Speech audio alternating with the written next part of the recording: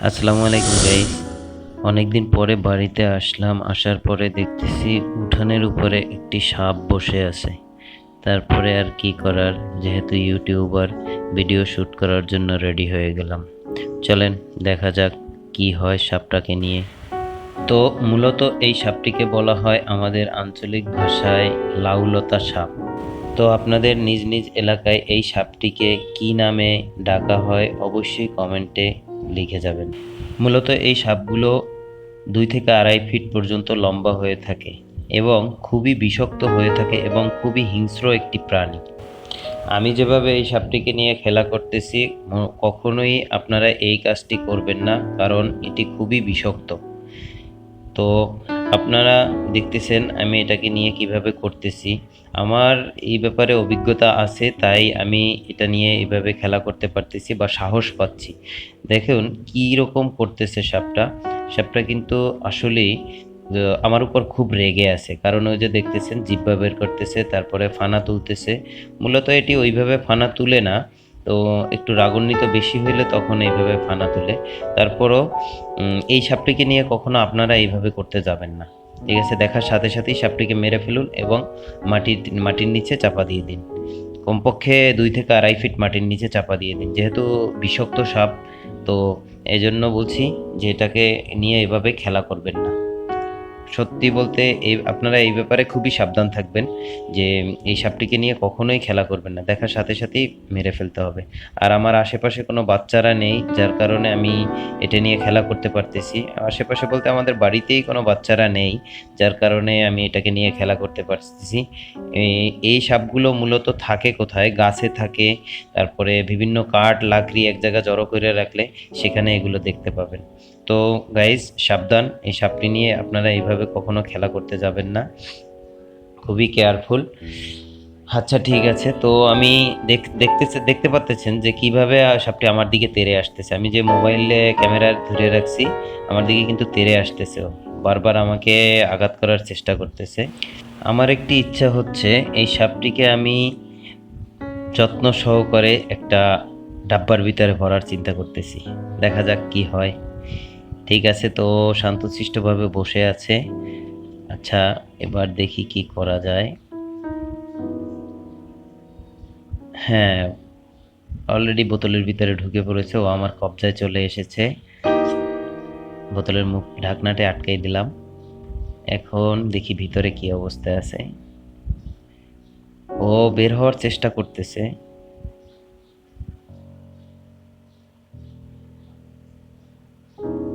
আচ্ছা, এবার দেখা যাক তো আঘাত কিভাবে আঘাত করলে কি করে একটু দেখি তো। যেহেতু গ্লাস, ও বুঝতে পারবে। দেখি একটু হাত দিয়ে কি অবস্থা। হ্যাঁ,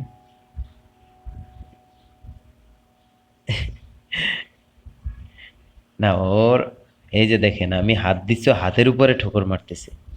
কি একটা অবস্থা! খবরদার কেউ এই কাজটি ভুলেও করবেন না। আমি জাস্ট অভিজ্ঞতা আছে তাই আমি এটাই ট্রাই করলাম। দেখেন কি অবস্থা, ও আমার হাতের উপরে কামড় দিচ্ছে। সাবধান, কখনো এই কাজটি কেউ মনের ভুলেও করবেন না। আচ্ছা, আমি বোতলের ঢাকনা খুলে দিলাম। এবার দেখি আমি 2-1 টুকরা মাছ দিছি, মাছের ছোট ছোট টুকরা দিছি। আমার হাত থেকে এই দাও থেকে কেটে তারপরে দিছি। ও খায় কিনা দেখা যাক। অবশ্য সাপে নাকি শুনছি দুধ খায়। এই সাপগুলো দুধ খায় এটা শুনছি আমি, দেখি নাই কখনো।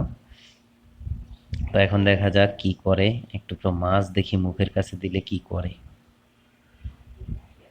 না, সে এখন খাবে না, হয়তো ক্ষুধা নাই। যদিও আমি সাপটি পরে মেরে ফেলবো, সাপটিকে আমার পালন করার কোনোই ইচ্ছা নাই। সাবধান, কেউ এই কাজটি ভুলেও করতে যাবেন না। না, সে হয় আমার উপরে রাগ করেছে, তাকে কেন বোতলবন্দি করলাম, আর না হয় তার পেটে ক্ষুধা নেই। কি অবস্থা!